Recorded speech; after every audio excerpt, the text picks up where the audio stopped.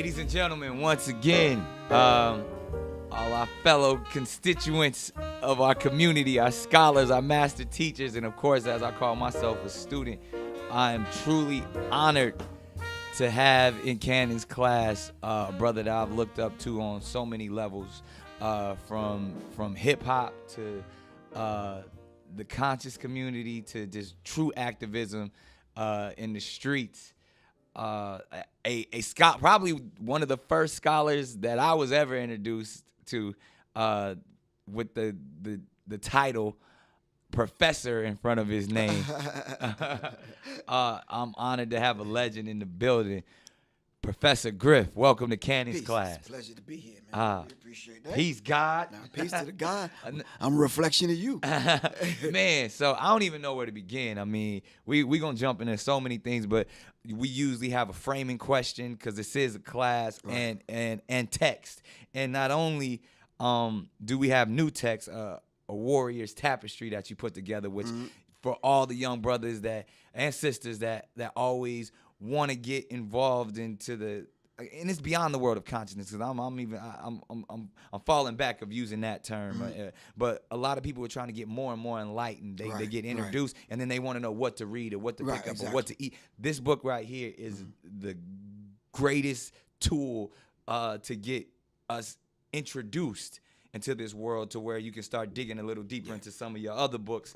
The psychological covert war on hip hop, volumes 1 and 2, and so many other books. So we're gonna start in this space, but all of these books are available. We'll just start it off top. How if somebody wants to get your newest book or any of your books, how do they do that?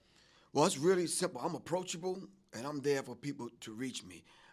Everybody and their grandmother has my phone number. 678-557-2919.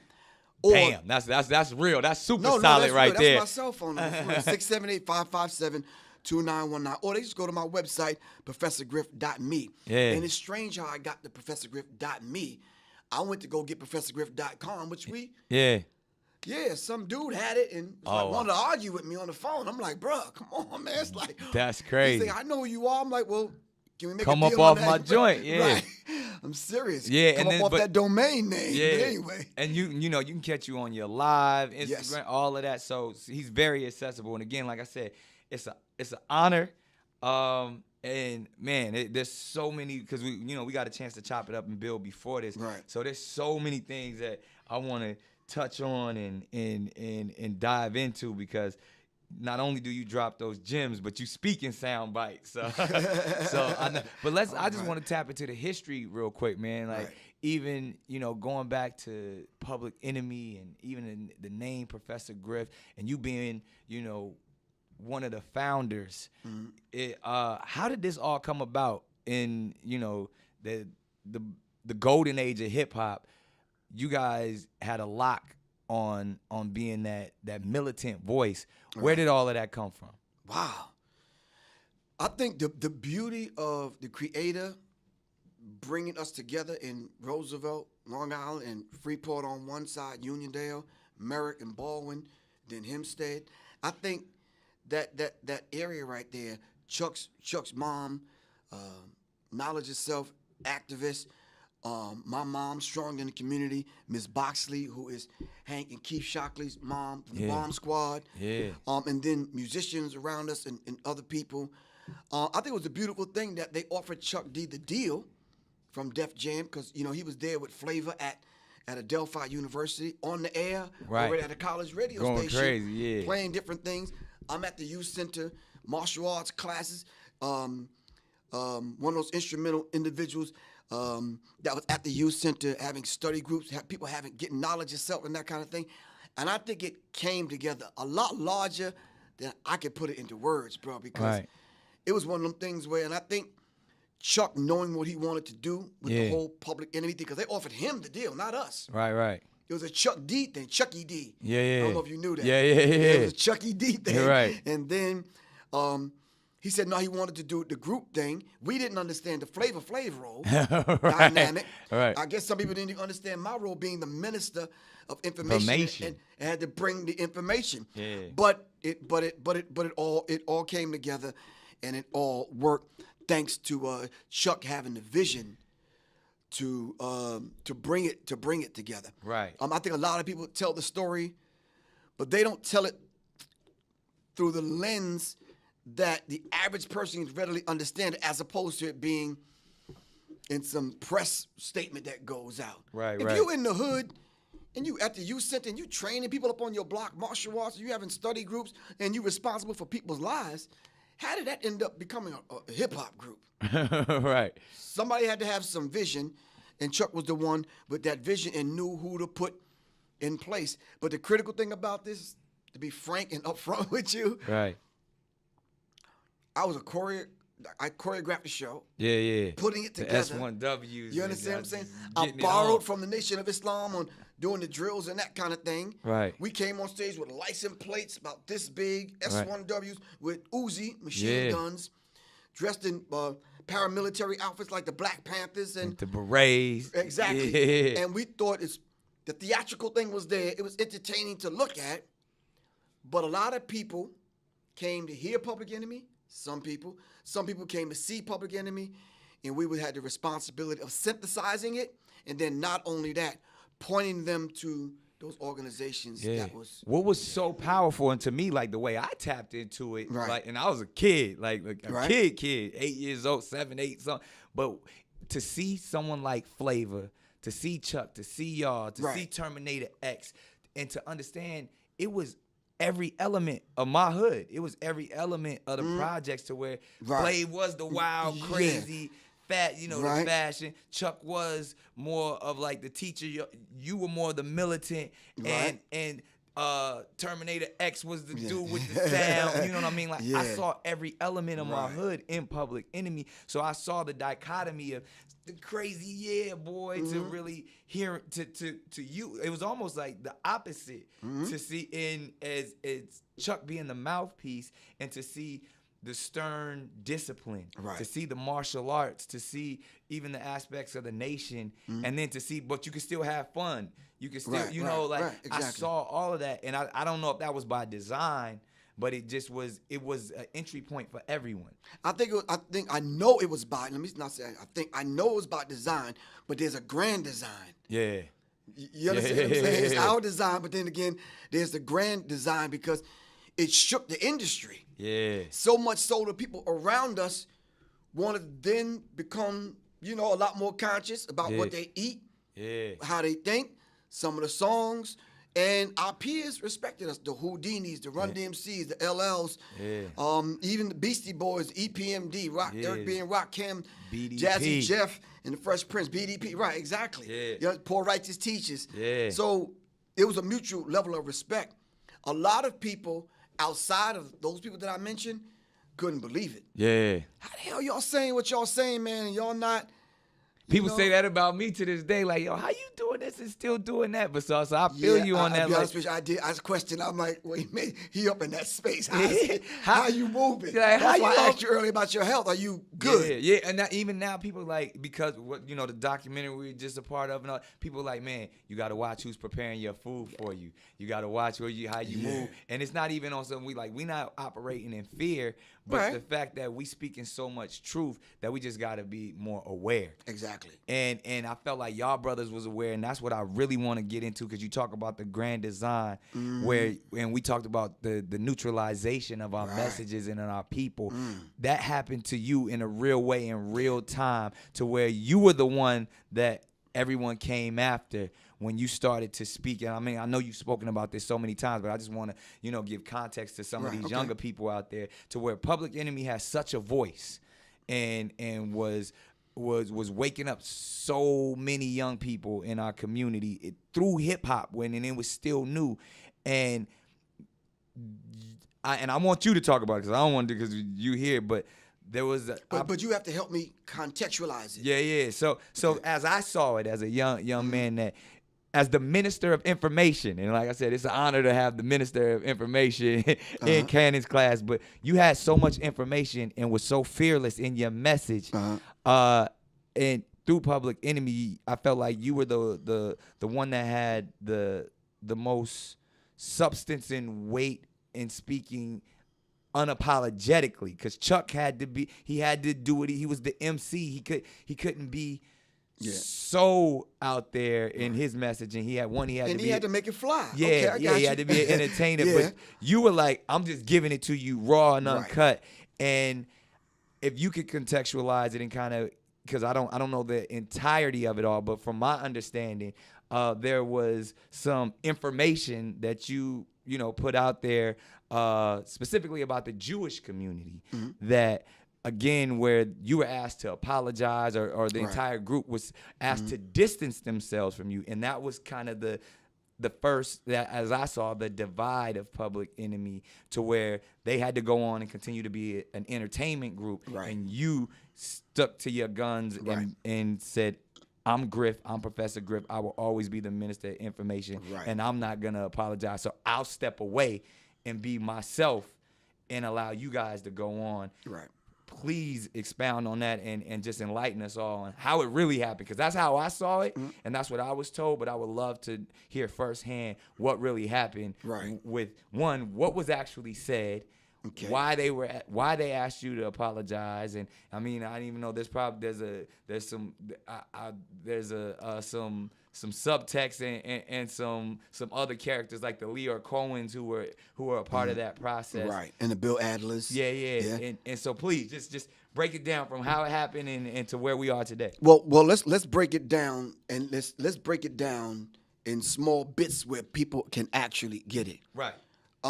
Like a lot of people that are coming into consciousness, where they are right now. I sat at the elders of the Dr. Benz and the John Henry Clarks and the Professor Jeffries, Professor Smalls, Shashi McIntyre, and a few other people I could mention. Now, I'm there, physically there, not YouTubing it. There was no YouTube back then. You had to physically go there, write the notes, study. Maybe get a VHS tape or something like and that. if you had 5 of them in your, you was making a whole lot of noise on the train. I'm saying. Right. All right, so to my understanding, now I want to thank Khalid El Hakim from the Black History 101 Mobile Museum. He had set up a talk with a rabbi. This is recently. So, and I'm in front of a room full of Jewish people. And I'm asking basic questions, and maybe you can help me out. So let's look up the word anti-Semitic. Who are the Semitic people? And then we're going to get to the Public Enemy thing.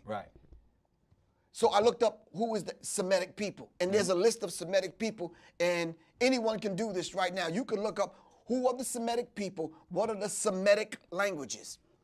Has absolutely nothing to do with any white people. Not at all. So in order for me to be anti-Semitic, I'd have to be anti-black man, anti-black woman, anti-black people, anti-Africa, anti-all of the people. Because the Semitic people are black people. So y'all get that clarity. We're going to say that again. Now, the Semitic people are black people. So I cannot be anti-Semitic. Now, what do they really use the phrase anti-Semitic to do? That's the thing. To divide us. Exactly. So they put this title on you, anti-Semitic, and then they neutralize you, separated me from the group, say he's a Jew hater, he hate white people, he hate gay people, he hate all white people with freckles and red hair, whatever. And they put that on me, which I never said these things. You understand what I'm saying? I just ran down the history given to me by my elders. And anybody could read this for themselves. So it ain't a Professor Griff hating people thing. Now, closer to what happened with the Public Enemy thing, the brother by the name of James Baum, one of the X1Ws in the group, gave me some information because he was in touch with the research department of the Nation of Islam in Boston. Got the information, and we talk about the secret relationship between blacks and Jews. It was a manual. It wasn't even a book then. Wow. I got it. I went to Kinko's so I can get me a copy. The brother recognized me. Oh, you that dude from Public Enemy, man. For real. I said, yeah, bro, I got to get to this thing because I was the road manager, so I was responsible for everything. I gave it to him. The brother gave me a copy, but he made himself a copy also. Yeah. So Yeah. that's a violation, but cool, bro. But Whoever you are. He wanted some information. He wanted some He information. was hungry. He was thirsty. Exactly. Okay. When I seen the brother again, dude gave me a box of them. And I gave James back his. So I read it. So now the spokespeople for the group, me and Chuck, we did all the interviews. Right. We sat down. We went to D.C. We was doing the interview that day, and it wasn't even my interview. Right. Chuck's interview, he didn't want to do it. Right. So I sat down with him. Now, mind you, I'm the Minister of Information. Right. I got 2 suitcases now. Right. I used to carry with 2 suitcases full of books. Right. Right. And so I laid them all out on the table. So when I went into the interview, I was ready. Right. First question he asked is Just like this, how we just got it exactly, laid out. exactly. Who controls the music industry? Well, what more am I supposed to say? You understand? Truth. I laid out the names, Yeah. the people, the organizations they belong to. I laid it out. Now, mind you, this is not coming from Professor Griffith. I wasn't hating nobody that day. And was it in that statement? Was it just like was it white people, Jewish people, white supremacy? Like was it more just like you just kind of you weren't saying a hateful statement. You were just saying this is who controls it. I laid out the names. Right. Oh, so you specifically you said yes. people's names. Yes. Oh, wow. People's names. At that time, because what this was, 80, 89, 90? Yeah, about 80, 89, yeah. Okay. Yep. And you just said people's names. And I laid it out, and I Right. showed them the books. Right. And I looked it up and showed it to him. This paragraph says this. These people control film industry, TV, Right. music industry. And as we know right now, these are the players. when we talk about media, there's 6 major corporations that control Exactly. all of media. Exactly. This is beyond the music industry. And this is you were laying that construct down back then and naming names, calling them to the Exactly. table. But Right. even as we sit right here today, there's 6 major corporations that control everything that is delivered to you as we speak. Exactly. So the 6 people can sit in this room and decide everything that we experience as far as entertainment. We watching the movies, reading the magazines. 6 people. Right. I laid that out. It wasn't a Jewish conversation. Right. It was about the music industry. The first 20 minutes of the conversation, we was laughing, joking, dapping each other up, Right. talking. Right. His girlfriend walked in. We were talking about David Mills now. Right. Who dropped dead on a movie set. Right. His girlfriend walks in, and his girlfriend's white and Jewish. Well, I'm from Roseville, Long Island. We don't have no experience with white people like that. So I'm like, except for Howard Stern. exactly right. Exactly. So when she came and sat down, the complexion of the conversation changed. It became more, and I'm like, you Right. see what I'm saying? Yeah. A couple of times he even pressed the pause button on the cassette. Yeah, recorder. that privilege starts speaking and Right. So now he had to change his tone because Right. now the white Jewish girlfriend is sitting next to him. Right. And she's getting offended Right. by me calling out the Cohens and the Moskowitz and the blacks and the Right. Right. and I'm like, okay, but still no hatred involved. I'm just laying the history Yeah, out. we're just speaking facts. When I finished the interview, he admitted and said to himself, you know something, this is the kind of stuff that can get you in a lot of trouble. And I'm like, now keep in mind now, I'm in my 20s. Just like these conversations. No, exactly. Exactly. Yeah, Exactly. but fearless is. So, and you just saying what you saying. You speaking facts. Exactly. There's no reason to be scared of anything when you're speaking the truth. So I left that interview with what you just said, with that. Right. And he faxed it to the Village Voice in New York. Right. Front page blew up. It went out, and it's like Professor Griff, anti-Semitic, blah, blah, blah, blah, blah, whatever. And when I first told Chuck, he said, so what? You told the truth. The truth is the truth. Right. Everybody's gung-ho. Yeah, Griff dapping me just up. what we saying right here. Hoisting me up on their shoulders. Yeah. A week or 2 later, I'm the boogeyman. I'm the bad man. I'm the this, that, and the other. Griff, we got to separate ourselves. Exactly. And I didn't understand it from someone. Now, this is the painful part. From someone I grew up with, man, since I was 4 or 5 years old. Right. Right. How do you do that? Right. How do you sit in a room and have one of your friends tell you who you fought with, who you ate with, broke bread with? Right. You know, how do you do it? Then a group of brothers that I came up with, the S1Ws, who, you know, we did everything. We did everything together. Fact. You understand what I'm saying? Yeah. So the Public Enemy thing was Chuck and Flav, who was actually signed. Then it was me and Terminator, the Public Enemy Live thing. Right. Constitutes Public Enemy. I brought the S1Ws. Right. So when you talk about the money situation, it was Chuck and Flav, of course. Then me and Terminator. And then, check this out. Right. Out of my little money, I cut it up and paid them. Wow. So it wasn't about the bread at all. It wasn't about the bread at all because Chuck said, 2 years in, we out.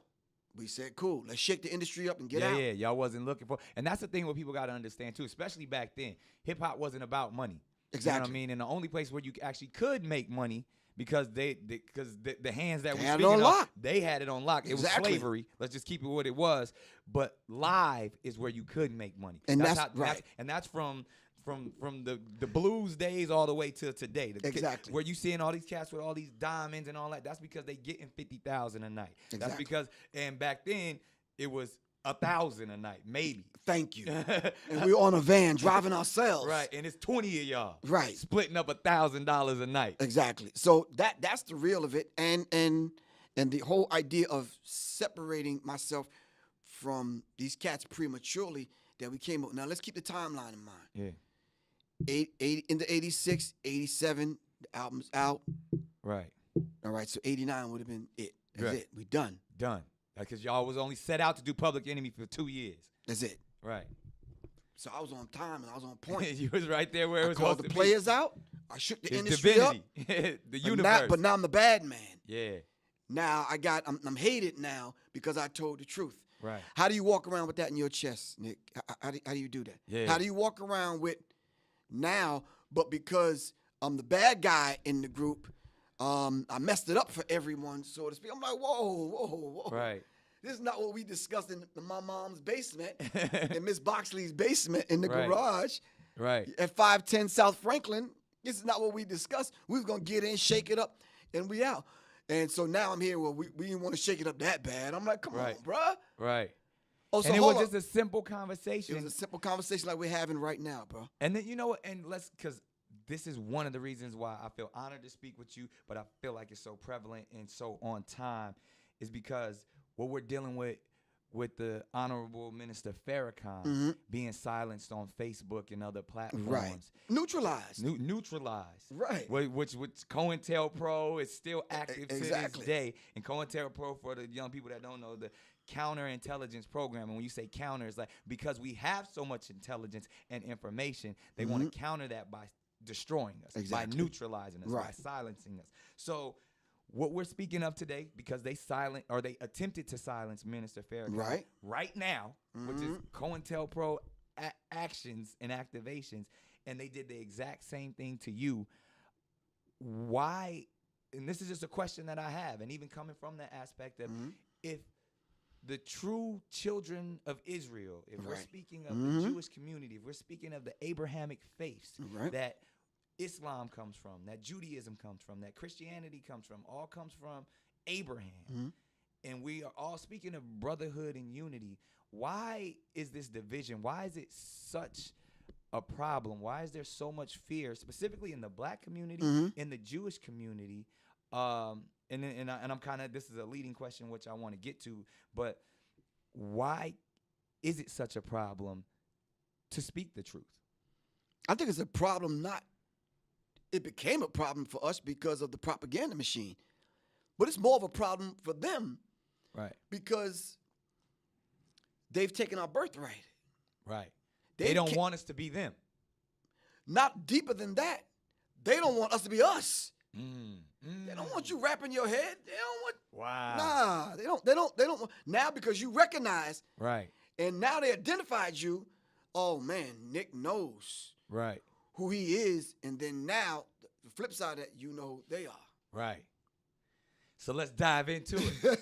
Who are they? When we speak of, because this is where it truly is, and when we talk about those the 6 corporations, when we go as deep as the Rothschild, centralized banking, those the 13 families, the bloodlines that control everything, even outside of America. When we talk about the people who, if we were truly the children of Israel, and we're defining who the Jewish people are, because I feel like if we actually can understand that construct, then we can see that there is no hate involved. When we talk about the lies, the deceit, how the fake dollar controls all of this, then maybe we can get to the reason why they wanted to silence you, why they wanted to silence Minister Farrakhan, and they want to throw that we are having hate speech when it's never hate speech, when it's not. Right. You can't be anti-Semitic when we are the Semitic people, when we are the same people that who they want to be. That's our birthright. That's our birthright. So if that's truly our birthright, there's no hate involved. It's not. How did this message get so misconstrued? When we came back to claim it. Right. When we woke up and we came back to claim. If you steal my bicycle when we were 6 years old, and you riding around the hood with my bike, right. and now I'm 12, and I understand. I want my bike back. I want my bike back, man. Now you gonna kick up dust. Right. Right. You Right. understand what I'm saying? And I'm brolic enough to get my bike back. I know some techniques now. I want my bike back. Right. I'm coming to get my bike. You're gonna kick up dust. You might even have enough prowess and cockiness and wherewithal, because you've been riding my bike around. You made connections now. Right. And convince other people that that's your bike. Now you got a couple of bikes. You got a whole gang. You got a Exactly. bike gang, and I'm over here walking. Walking right around. So now when I go get my bike back, yeah, you done painted the bike. You done put some new wheels on it. It really don't even look like It my don't bike. look like but I my know bike that's my no bike. more. Right. You understand what I'm saying? Right. So now I'm waking up and I'm like, bro, I need my bike back. Right. For real. Right. How do you know that's your bike? Simply because there's documents here. There's Paperwork here. There's receipts here.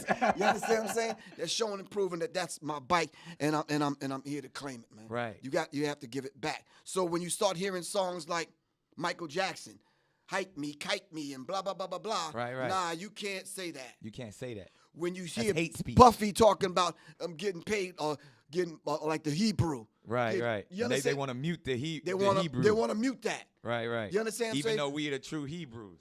Exactly. So we can't even tell the truth now. Right. Not on record, not on television shows, not on YouTube. Right. And what is and again, because and you know, I talk to my brother Risa Islam about this all the time, about certain things to where it's just the lack of understanding. That's what it is. Because we're not saying anything hateful, and that's the thing when they want to put that on the minister Farrakhan was saying, when even the term white devils or just devils in general. Right. But when he was really speaking about the people who devalue our communities and themselves, and that's really where the word devil comes from, and how he's speaking it. But they want to take the sound bites and say this is anti-Semitic, and so how does that occur, and why does that occur? Is that great? Is that spiritual warfare, or is that just truly just us just silencing each other? That's the psychological, covert, meaning hidden war on the higher infinite power healing our people. Say that again. Hip hop is higher infinite power healing our people. people. The higher infinite power healing our people. It's well, if hip-hop. it's higher, then it's going to vibrate On that at the frequency. higher chakra. Yeah. And we going to connect. Sometimes, you see your homeboy, you up in the club, the music loud, y'all can't talk. You like, you know. Yeah. It's just Or when something it's about that to go down, the energy, you know. Exactly. All right. Right. So if it's infinite Yeah. and it's the power that's in us because of who we are as a people, Elijah Muhammad said we're direct descendants from God himself. When that hit me, I'm like, I got relatives, but I got the big relative. You understand what I'm saying? Facts. I'm a descendant maybe from this tribe, that tribe, and that tribe because I look a little Ethiopian or Eritrean or Somalian. Right. But I'm saying I'm connected to the source. Right. But because I'm connected to the source, we have a higher infinite power. Right. But we can take this power now to heal our people. Wow. You understand what I'm saying? And then delivering it that way, like the COINTELPRO, like those black organizations where they saw the Messiah coming up in the ranks, they says, no, we have to stop that. J. Edgar Hoover said the most dangerous thing in America is the Negro, and, That's right. and when he bringing us together. So I want to touch on something too, where we have this problem within our community, and then obviously even beyond the term God and defining ourselves as gods. Why is that such a problem, and why is that so taboo in our community? Because I know you do this as well. You speak about it in your books. Right. And even going back to the 5 percenters, the gods and the earths back then, why is that such a problem? Even all the way to brothers like Kanye, where, you know, even his messaging can get misconstrued at times, but he was even professing, I'm a god, and our egos get to that point like, you ain't no God, I ain't no God. But ultimately, how do you define yourself as a God, and then why is that a problem? I think the whole idea of having to define myself as a God is something that, you know, I don't necessarily want to wear on a T-shirt or a bumper sticker. I'd rather just be what the Creator created me to be. Now, let me ask just a couple of things so we can kind of contextualize this thing. You have an assignment, right? Yep. A life assignment. Absolutely. The Creator deposited in you everything that you need to be you, right? Right. You ever get to that point where you're not feeling kind of like you? Right. So now you got to be introduced back to who? You. All right? And you got to be reminded of your assignment on this planet. Right. You understand what I'm saying? Mm-hmm. So if the Creator, God, deposited aspects of the Creator inside of you. Right. The scripture says you're all gods, but you're a child of the Most High God. Sooner or later, you're going to grow up. Right. And be gods. Yeah. With a small G. Yeah. We ain't claiming the big G, just the small G. Yeah, we're not saying we're the creator. Exactly. Right. Everything divine in nature is within inside of you. Right. This is why when we talk about the law of correspondence, as above, so below, as within, so without, we can look at what we adorn the universe with, and it's right here. It's all in us. It's all in us. That's why we can duplicate. The cosmos is inside us. Exactly. And only thing we're saying is we're gods having a human experience called Griff and Nick. Right. That's it. Right. Now, what your assignment is, right. Some people refer to that as different things. That's your life path. Right. That's what you've been assigned to do. But the thing is, have you accepted your assignment? Right. When you find people dealing with this whole psychology of self-hate, rejecting themselves and their divinity and who they are, see, when we hook up, there's certain things that you and I don't even really have to discuss because the divinity in me salutes the divinity in you, and we good. Exactly. You understand what I'm saying? Facts. And see, that's divine. Right. But you see, we can go back and study Greeks, Romans, European history, and they've called even some of the days of the weekend the months. Right. They call those people gods. Right. You understand? But we don't have no problem with that. Right. But the people that gave birth to civilization, you understand what I'm saying? Right. Yet we can't consider ourselves gods. I think there's a misnomer there, man, and it's like it's almost like they don't want us to know the truth. Back to that again. They don't want us to know who we are. But even I want to go back to our community because forget they for a second. Okay. Why can't we accept that we are Because gods? we've been brought down to the point where we look at one another as just mere niggas. Right. Plain and serious. But Wesley Muhammad said it best. The nigga got to die.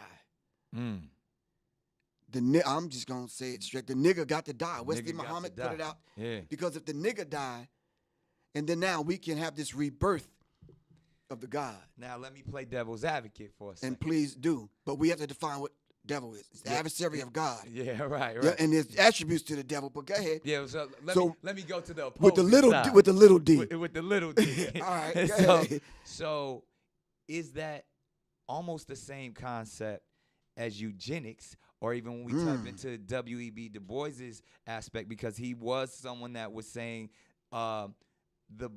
the black man has to rise above, or I don't know if it's the same term as like we got the nigga got to die, but is it that concept of saying, yo, I want a purer black man, or the black man has to understand that he is a god, and the nigga has to die. Well, Isn't that same concept? Kind of like the same thing, but let's clean it up just a little so the vast majority of our people can understand it. The Christians say what? You have to be born again. Right. So what happened the first time? Because God don't make mistakes.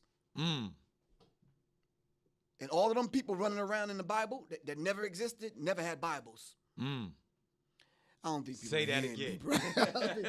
Say that again. Because really what the Bible truly is just God's experience or man's interpretation of his experience with his God. And stories and allegories. And those allegories and stories and things were stolen from who we are as a people. As a people.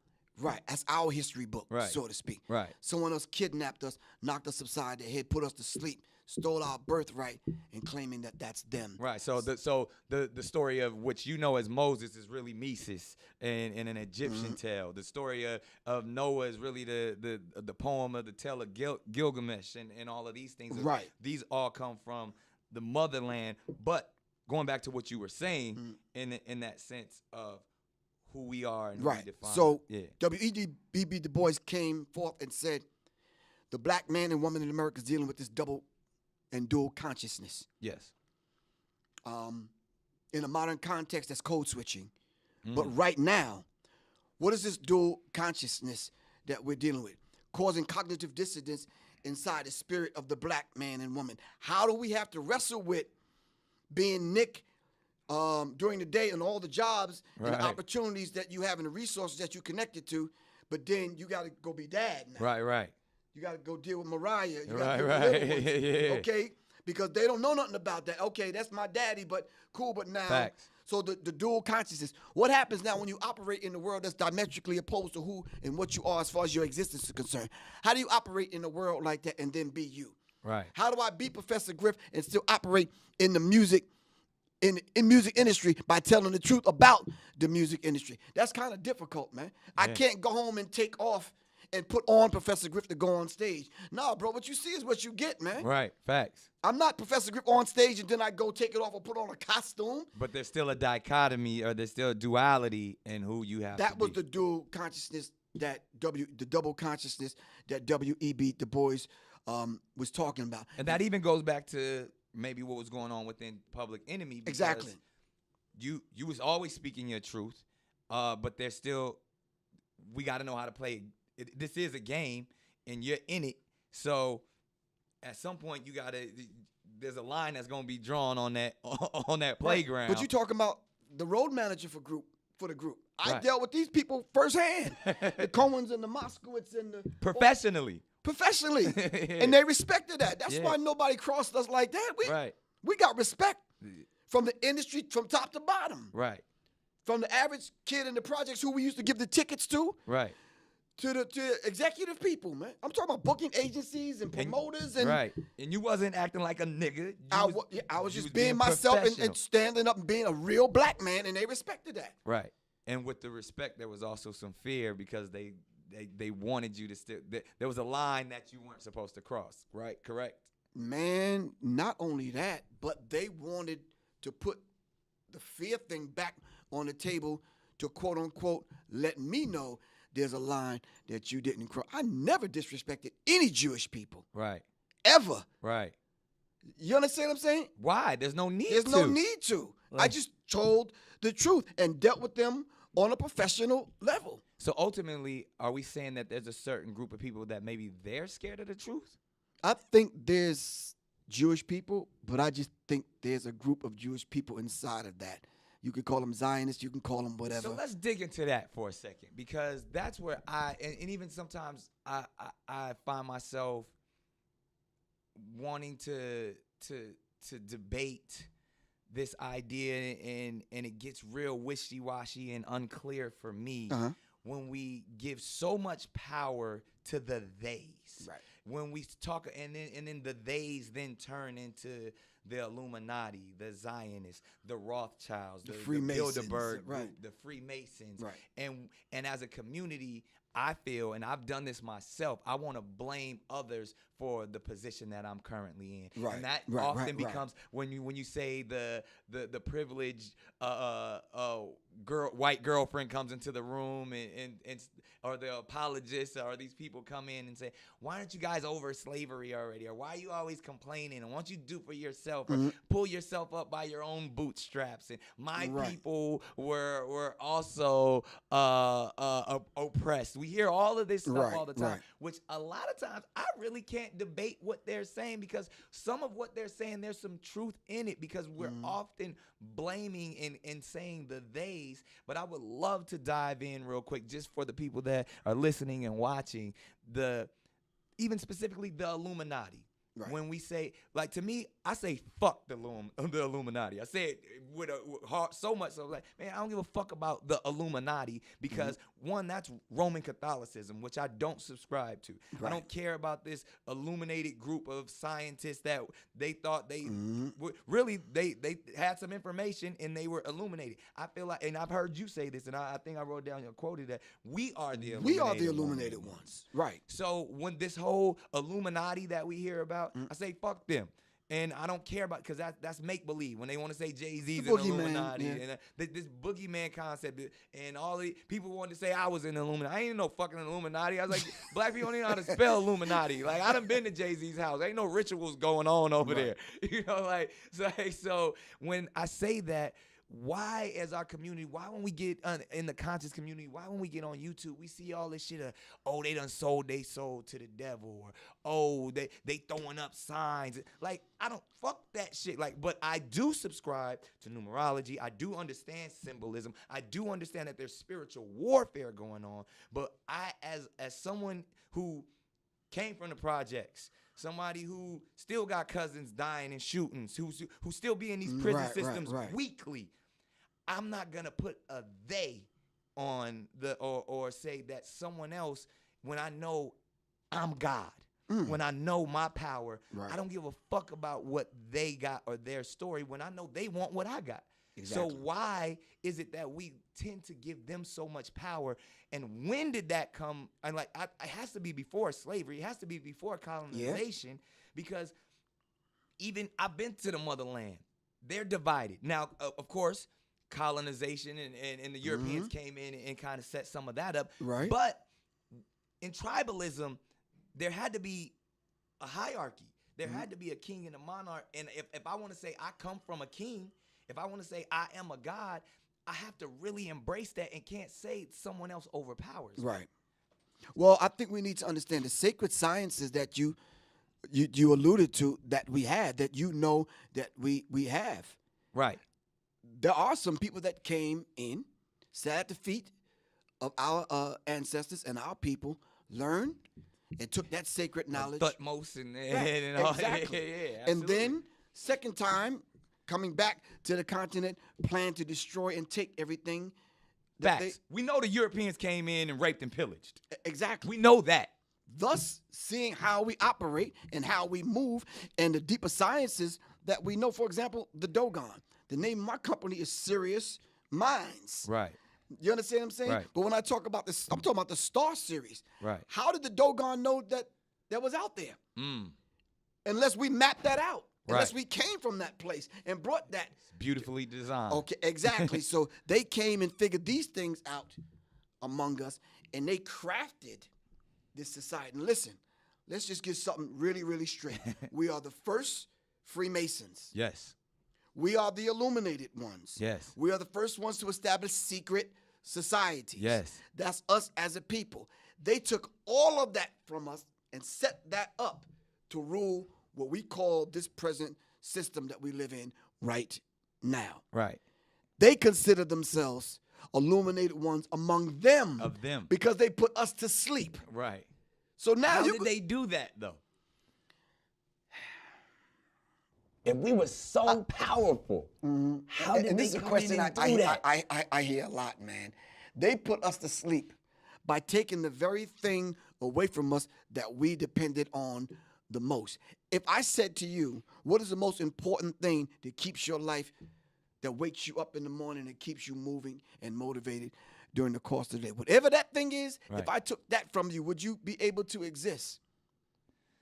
Nah, you right? took my essence away. I took your essence away, and then what if I fed you the wrong food? Right. You understand what I'm saying? Right, so right. now you're not getting the nutrients. Right. The essence of you was taken away from you.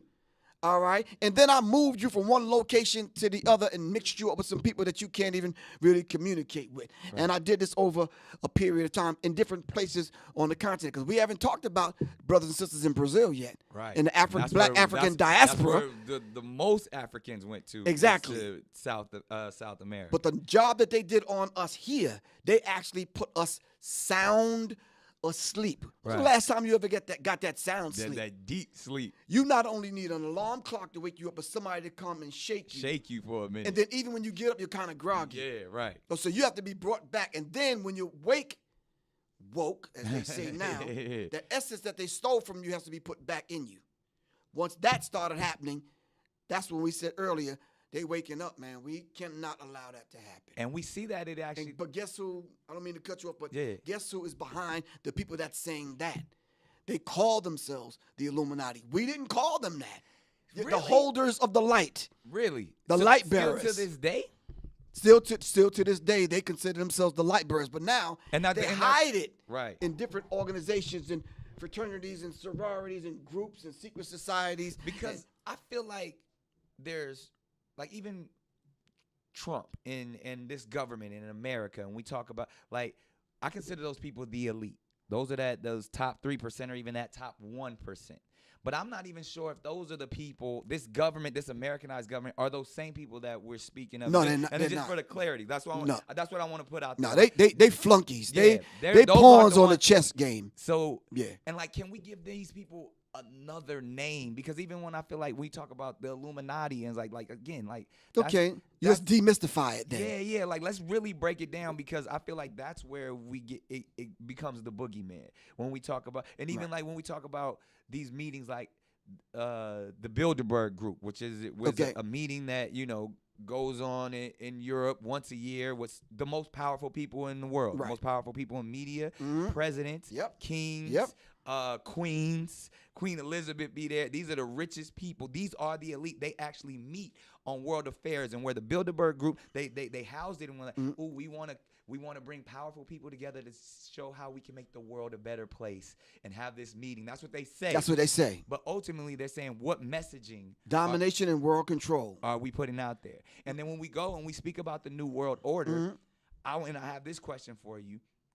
Why is the New World Order a one world government, domination world control? Why is that so dangerous? Why is that a bad thing? Why isn't that a good thing? Why can't we subscribe to say, oh, we just want everyone to come together. We want everyone to we want the nations to unite. We want a united nation. Why is that dangerous?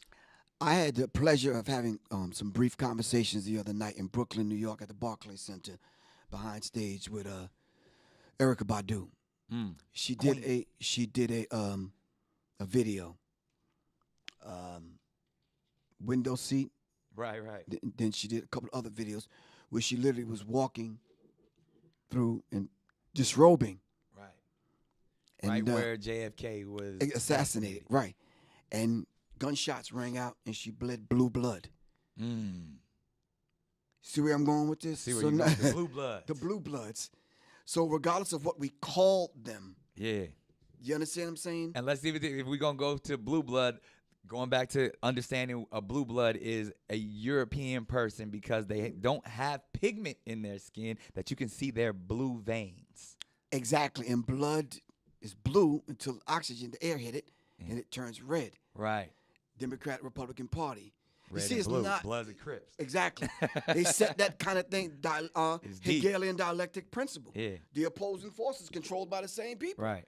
So then let's go to what it really is then. When we talk about the power of melanated people, when we talk about who we really are as guys and understanding that our melanin is so powerful and it connects us in a way that the reason why they fear black, the reason why they fear is because the lack that they have of it. So then when you see what Dr.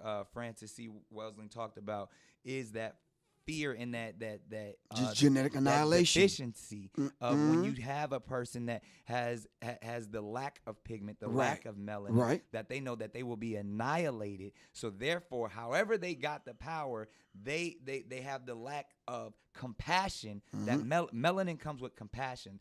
Melanin comes with soul. That we call it soul. We soul brothers and sisters. That's the melanin that connects us. So the people that don't have it are a little, and I'm gonna say this carefully, are a little less.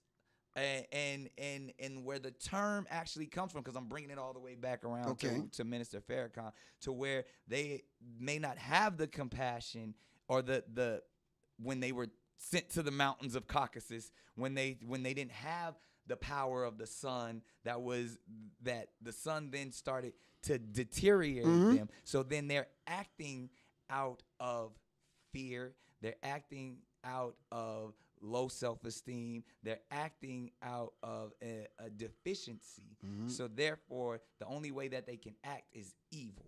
The only way they have to rob, steal, rape, kill, and fight or flight, in order to survive. Exactly. So then these people who didn't have what we had, and when I say we, I speak of the melanated people. Right. They had to be savages. They had to be barbaric. Because they're in these Nordic mountains. They're in these rough torrential environments. So they're acting as animals. Right. So they're the ones that are actually closer to animals. They're the ones that are actually the true savages. And then they built up such this I don't want to say warrior, but they built up such this conquering barbaric mentality that they're coming out of Europe. They then said, in order for us to survive, we have to take what's not ours. And then they went into the land that actually where we are originated. And instead of trying to make friends, they said, we want what you got. Because there's this mentality of whether it's the Caesars or even that we have to conquer. Right.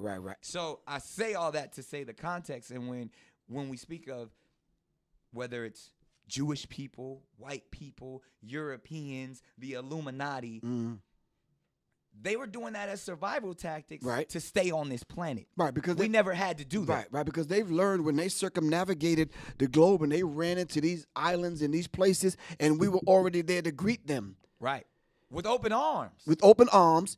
Teaching them, but then they were deficient. They were deficient, so they wanted to get what they thought we had, and we did have it. So the rape took place of the woman. The theft took place of the natural resources. And then that's when their disease, exactly. That's where their mentality, because I'm trying to get to that place of how they were able to get control over the gods.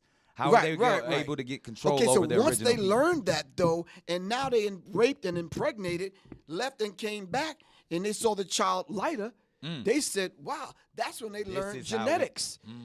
Genetic annihilation. So now you have to set up a system of white supremacy to control that. Right. So now we have 13 families here, Illuminati that's manipulating and controlling. Subgroups. Now we got to set up organizations. Coming out of Europe. You understand what I'm saying? And for that same system, now you're talking about survival, what you just laid out. Now it's fight or flight. Now we have to set up these systems in order to survive. Right. But listen, not just survive to get some damn some hamburger buns and some cheese. I'm talking about on a genetic level. On the genetic, because they will, and that's even from the white nationalists to the white supremacy mentalities to Donald Trump himself wanting to build walls. Right. They're trying to keep what they consider purity. Exactly, on a subconscious trying to level. stay alive. Because sometimes they don't know why they acting out. It's just been proven. National Geographic just put it out by 2050. Every person will be a person of color. In a minute. They saying that's as soon as 2050. So let me ask you something. So what is the subconsciousness saying? What's the fear? The subconscious said, I got to survive. Right. What do I have to do? And that's what it's been from the beginning with the how do you do that now? people. How do you do that and show love? I got to take natural resources because I may not be here in a minute. Right. I got to bomb these people back to the Stone Age because I'm not going to be here in a minute because I got to be able to dominate. War was created. Exactly, and control and dominate people. I have to survive on this planet. Right. You understand what I'm saying? And as you call it, this is a Griff quote right here. Life is living in fear of extinction. Right. So, and that's what operating on a subconscious level. So they fear. So Dr. Francis Cress Welsing says, when you show up, they view a grown, 6 foot tall, 230-pound black man the same as they do a 4-year-old. Yep. Because in us is the genetic material to annihilate them. Ooh, and that it's their fear of God. It's their fear. It's their fear of God. Exactly. And then for everybody, because I'm bringing it back in context again, because just so you know, we keep referencing, the great Dr. Francis Cress Welsing. Get that book, The ISIS Papers. If you haven't, it's essential. And in Griff's book first, get the Warrior's Tapestry. He says that book, as well as so many others, that everything that we're talking about, like it has been kept secrets, but it's not a secret. These Right. books are out there for you to actually read upon, and they're all facts. Nothing. That's where I just wanted to get to. I didn't want to keep creating this boogeyman of they.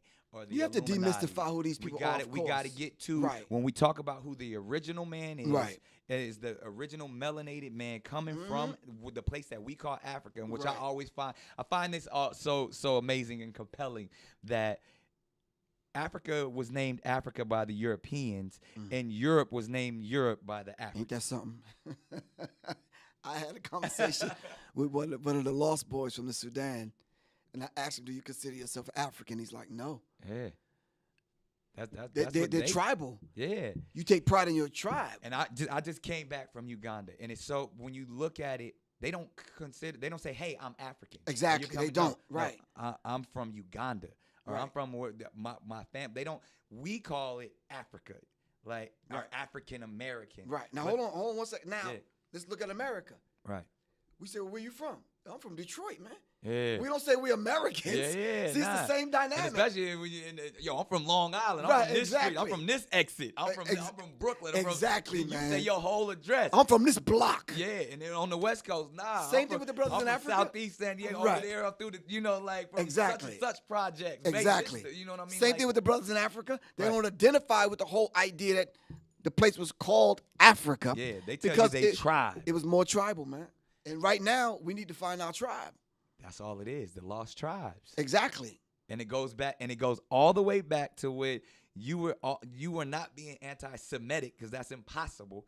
You were just speaking the truth and talking about your community, your tribe, and how others have came and taken from your tribe. So, which I would love to jump and just divert just originally hip hop, and I love how you define hip hop, the higher infinite power healing our people. Right. And you where the state of hip hop is today. And you said something so powerful, man. And I want the people to hear this when you said they killed all the bigs and birthed all the littles. Ooh, yeah. And if you think about when you say from Big L, Biggie Smalls, Right. you know what I mean? Even the idea of then we birthed. No offense to none of these brothers, but the little Zans, the little Waynes, who is my brother. The little and the young ones. The young, but just that mentality of we used to want to call ourselves Big this, and now you want to be Lil Pump, Lil this. Yeah.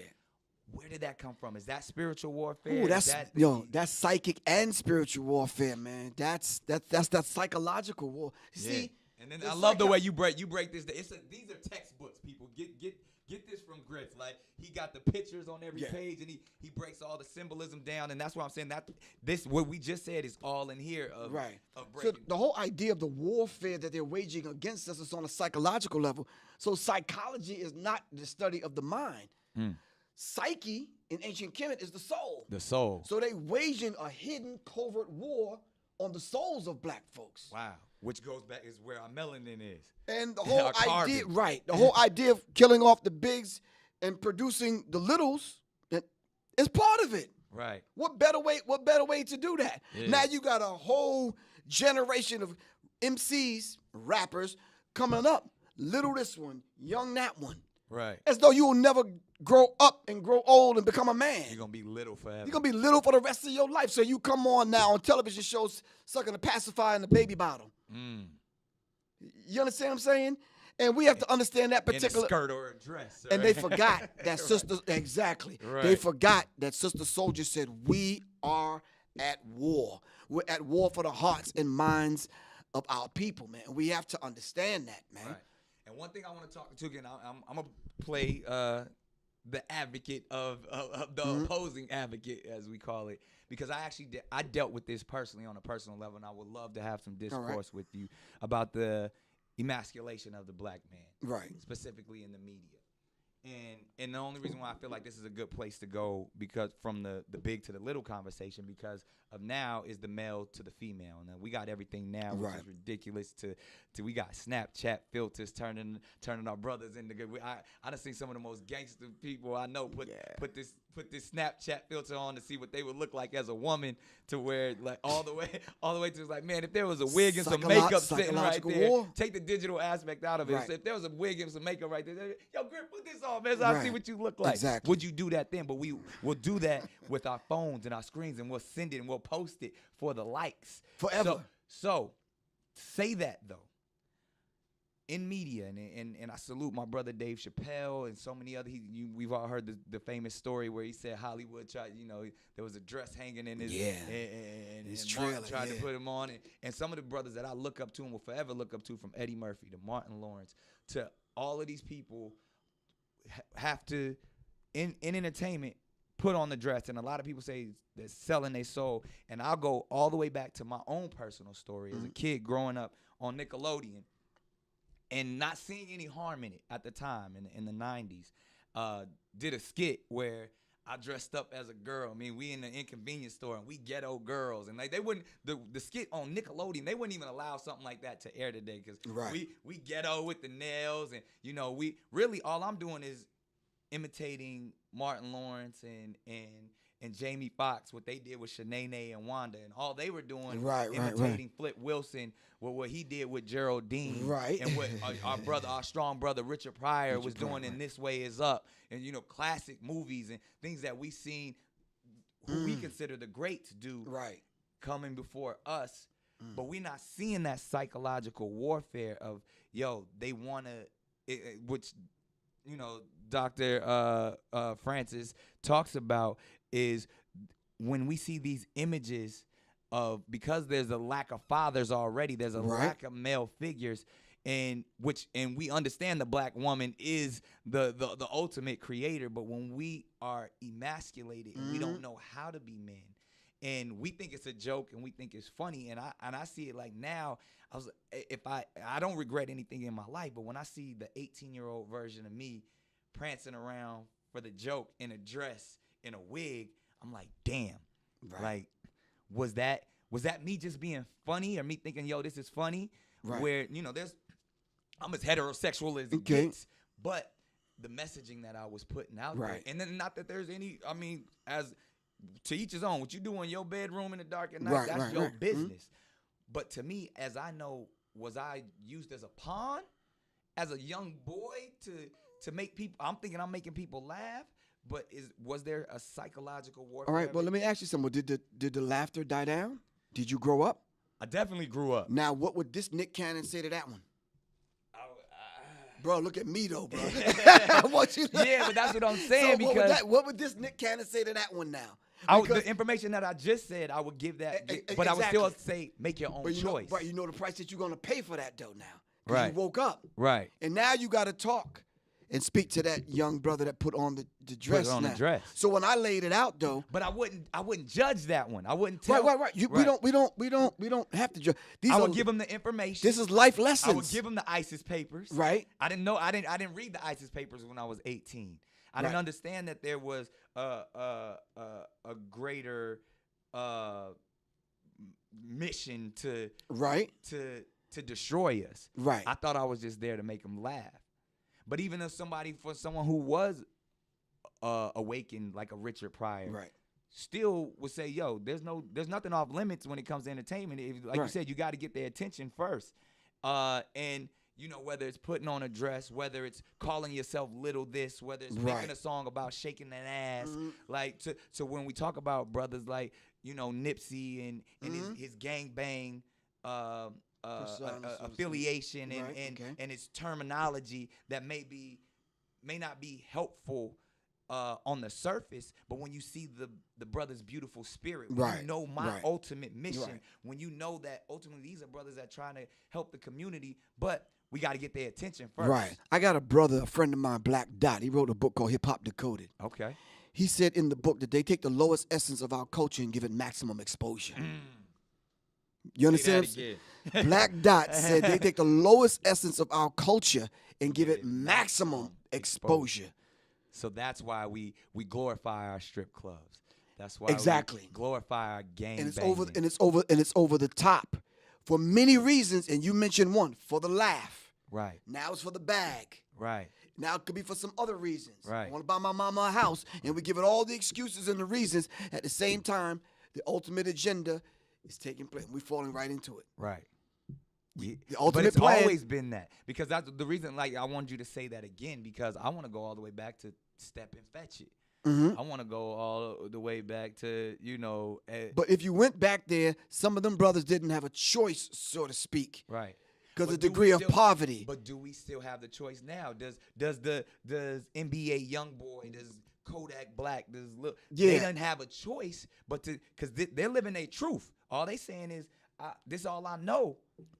So on all of my material, I put my phone number out there and I put it out freely. They have a choice, bro, because they could easily call me and say, because now that I got. But before, they don't know Professor Griff. They all they know is the drug dealer and they community. Okay.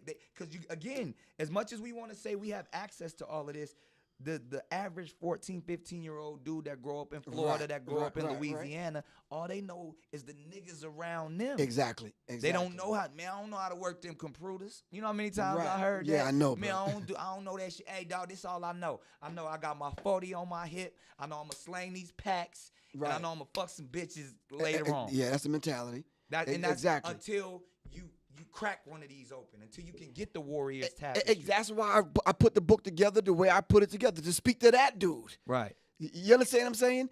And But we gotta speak their language. That's why I feel like Nipsey Exactly. Hussle was so important for, because everybody, it's the Yes. Nipsey bandwagon now. But when you can see, and that's why Tupac, and that's why even PE was so important, because we're like, oh, them is cats that grew up just like me. Right. They embracing the thug life. They embracing being a 60s Crip. They Right. embracing being neighborhood nip. Like, even, and I come from the other aspect of it. I came in and like, I don't want people to I don't want to glorify where I came from, where I came from. When you first heard Nick Cannon, like, that's the kid from Nickelodeon. The little That's guy, kid, yeah. that's the kid That's from a- America's Got Talent. That's Yeah. always smiling. Yeah. You don't know that I come from what I Right. come from, because I never wanted to glorify, because there's entry points from every Exactly, angle. exactly. So I have no problem being able to sit there and be like, oh, he's the safe one, because I still know my truth. I still know my purpose. Right. So in saying that, I can't, just the way I don't expect people to judge me from what they may think of me. When I sit down and have a conversation with Kodak Black, that's not a dumb brother. Kodak Black is intelligent. Right. What NBA YoungBoy is intelligent. Now, they may be making some choices we may not agree with. Right. and At I the age can't- that they are. Right. Like I said, at 18, I was on TV dressed in a dress. Right, You right. know what I mean? And you know why? Because 2 years before that, I was trying to be a gangbanger in the hood. And 2 years before that, I grew up in projects. And you know what I mean? So I'm like, He said this gangbanging shit ain't working out. yeah, it ain't working out. Let me square up. You know what I mean? And the people, you know what No, I mean? I hear you. And so to say that, I see every aspect of it. So I think as what we do, we judge each other instead of informing each other. Right. Well, we judge one another by the categories that they fit us in. Right. If we was to pick our own categories, Right. you and I greeted one another as gods. Right. How many times they gonna let that go out on the air? How many times they gonna put that in a movie? can't How let many them- times they gonna put that in Right. the educational department? Right. And how many times they gonna rewrite the dictionary and don't write us in as black means despicable, disgusting, evil? Yeah. They're gonna rewrite the dictionary? No. Black means God. That's what we need to Exactly. put out there. That needs to be the T-shirt, though. Yeah. That needs to be that's the coming. slogan. The definition of black is God. Exactly. Black means God. Exactly. So but you see, even if you ask them, that's what they would say. Right. Because they worship us in private, in secret. You understand what I'm saying? So Okay. and then with the beautiful work that Runoko Rashidi and Ashwa Kwesi and other people are doing, and What's the brother's name? Tariq Nasheed with Hidden Colors. Right. Yeah, love In all of every them place you go, Eugene Adams with Africans in Asia. When you Right. start unearthing who these people are, the deeper they dig, the blacker it gets. Okay. That's the T-shirt, bro. The deeper they The dig, the deeper blacker it digs, the blacker it gets, bro. Okay, so let me go here with you then, and I'm gonna play for the other side just for a 2nd. Mhm. When we get to the origin of when we say as deep as we go, and ultimately, if it's all about becoming one and understanding who the original man was, and if we all come from the same thing, and the purpose here, our assignment is to love and to have understanding, Right. and knowledge supreme. Wisdom and all this understanding ultimately is rooted in love in the core. And if that's our message to spread through the cosmos, why all of this division? Why all this compartmentalization and categorizing each other? If we're the original, if we're where it started, if they want what we have, and ultimately what we have to give is love, why does it matter if one person is Jewish? Why does it matter if one person is Christian? Why does it matter if this person has less melanin in their skin than the other person? I think the thing that the most honorable Elijah Muhammad said that makes them devils is the fact that they've been taught a doctrine, a teaching, coupled with the fact that you and I said they had to survive, so they did the things that they became and who they are. There was a reason why they shot the noses off Abu Ahal, the Sphinx. Right. Different people called it different things. They put it in the back of the museum. Exactly. There's a reason why they destroyed the woman when they saw the black man and woman side by side in Egypt. There was a reason why they took certain information, stole it, copied it, put their names on it. Do you understand what I'm saying? Right. They never wanted that particular information. Their image of God. Exactly, to get out. If that image of God got out, Right. how would they survive genetically on a planet being the inferior? Right. You understand what I'm saying? Right. You cannot do what they've done on the planet in such a short period of time, being the inferior. But why does it all matter? If we're talking about the source, if we're getting to the source of it all, of the original man and the original purpose is to spread love, is to awaken and enlighten everyone. Why does it matter? There was love in my family. My dad was there, my mom was there, my brother was there, my sister was there. Instinctively, we all knew our roles. I wasn't trying to be my dad. Right. My dad's my dad. Right. You understand what I'm saying? Right. In the human family, who's not comfortable with being themselves?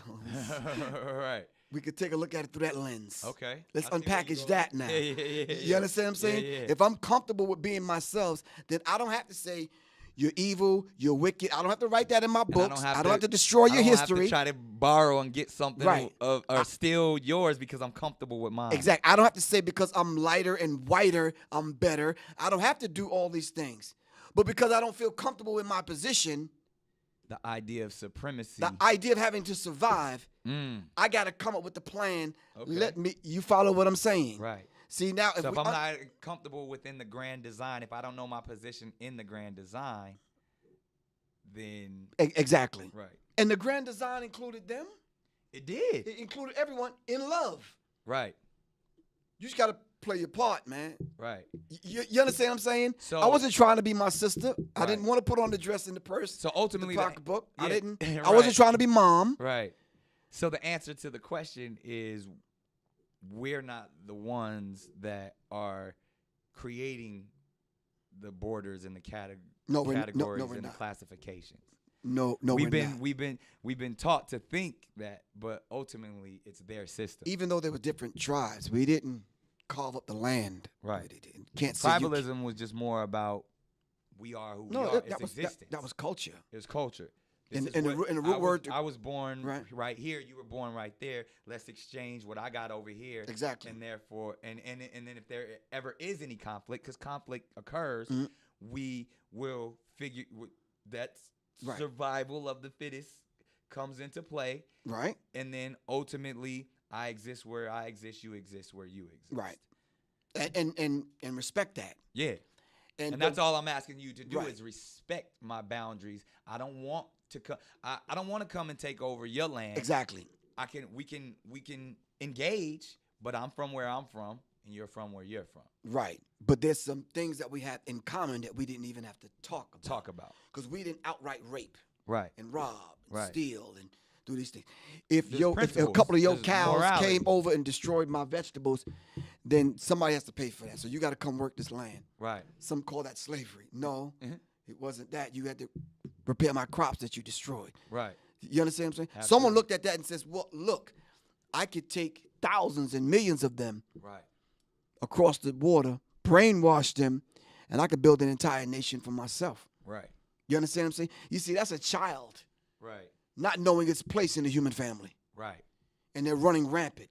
Now that the parents done went to sleep and been put to sleep, the children are running the house, and The that's littles. what we're seeing. The littles The littles are running the running house the right house. now. Exactly, on all levels. On all levels. On the cultural level. The root word to culture is cult. Cult is not a bad word. Ooh. Come on now. You understand what I'm saying? Yeah. So, and then when you look at occult, just means hidden. Right. Right. If you didn't put on the turban and whatever, they Right. don't know what culture you from. Right.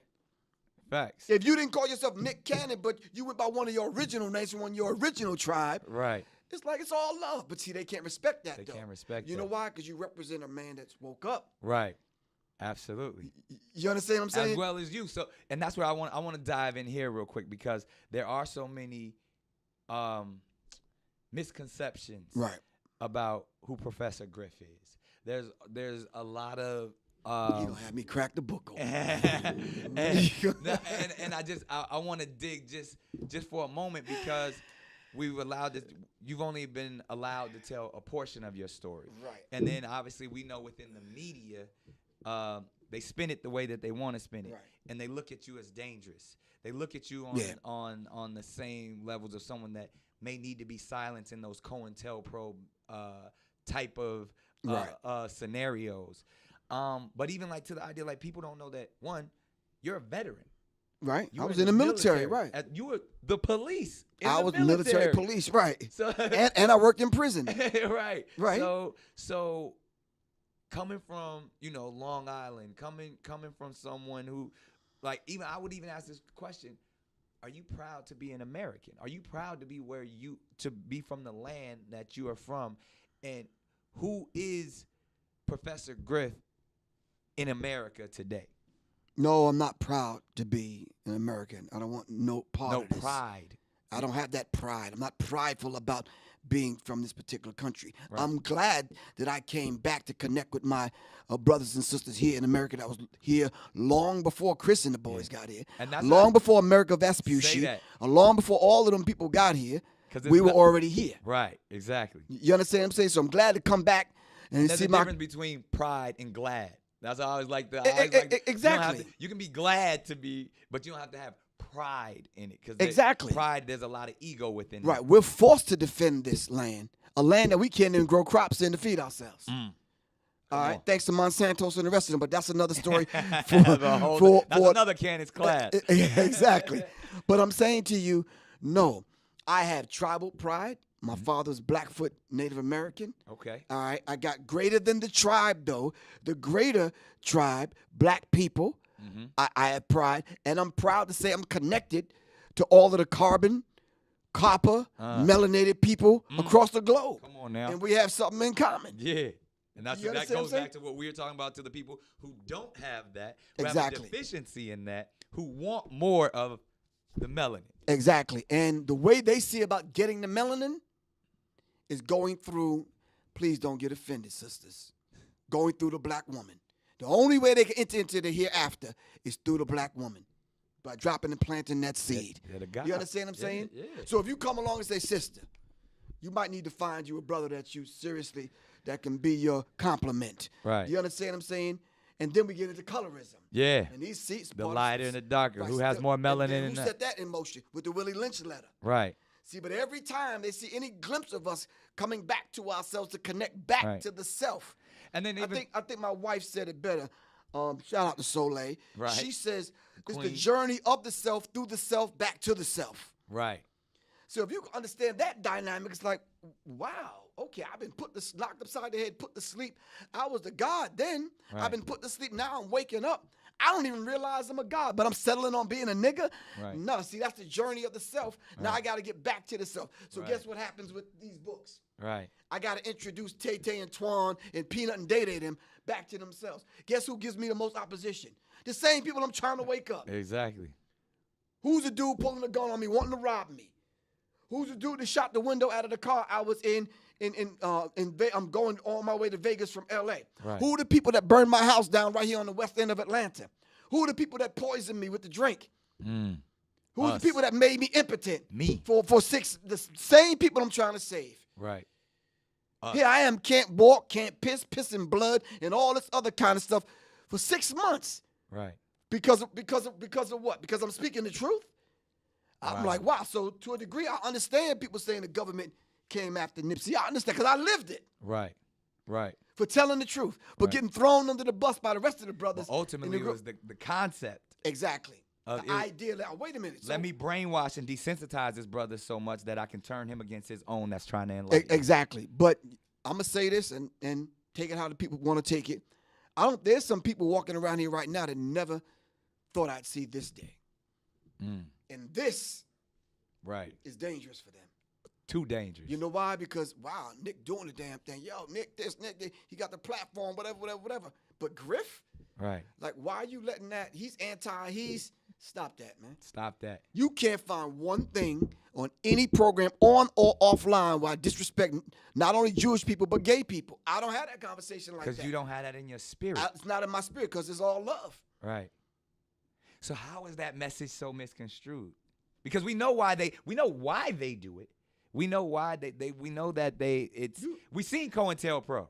We seen that they believe that we are dangerous when we unite. But Nick, let me ask you. So let's just be frank and upfront and real with one another. We got to. That's what it's for. Let's act like these cameras are not even on. Yeah.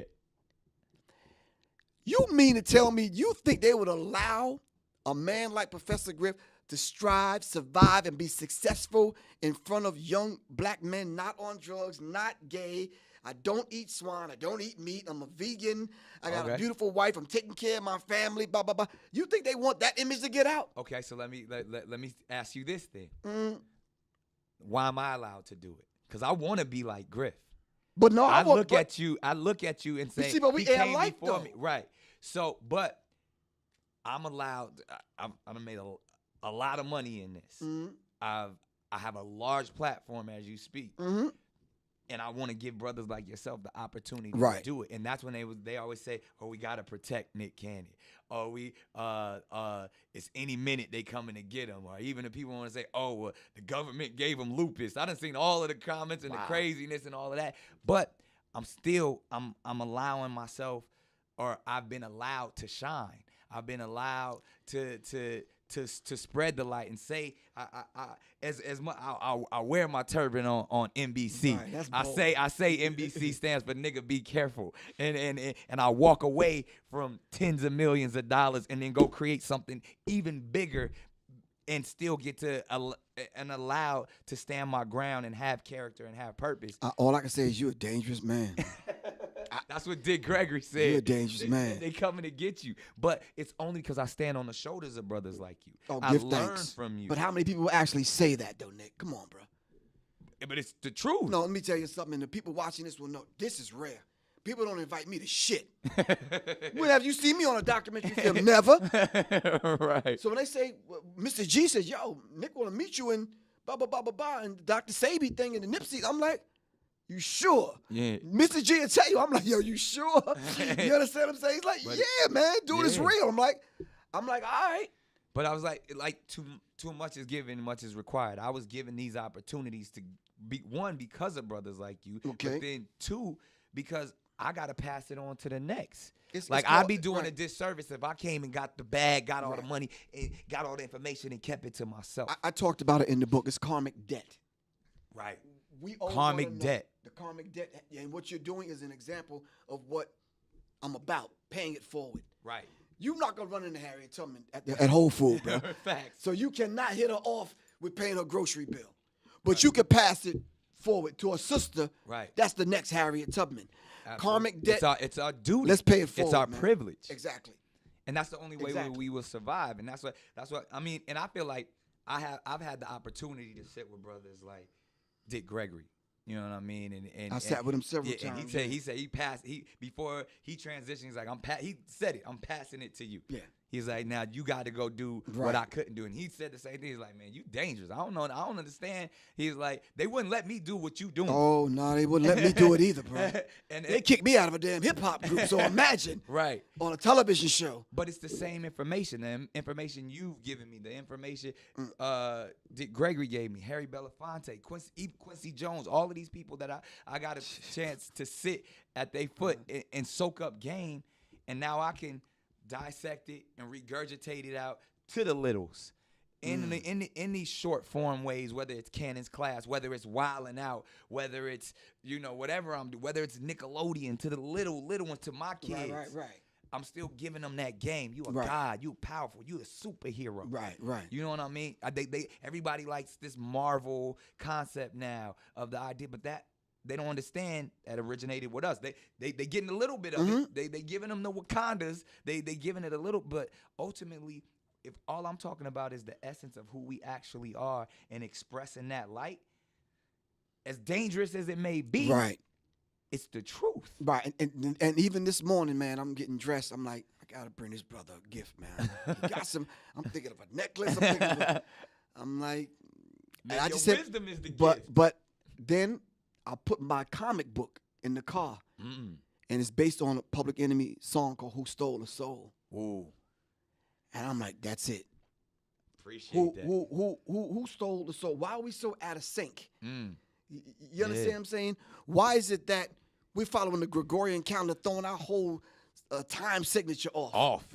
That ain't even It's ours. just, it's not. It's and it it's goes back off. to the Dr. Sabi of it all. Like, it ain't even, as you call it, I love it. It's like, it's not about a diet. It's about a living. It's a live it, yeah, man. And Dr. Sabi always said that when they brought us over here to America, they didn't bring our food with us.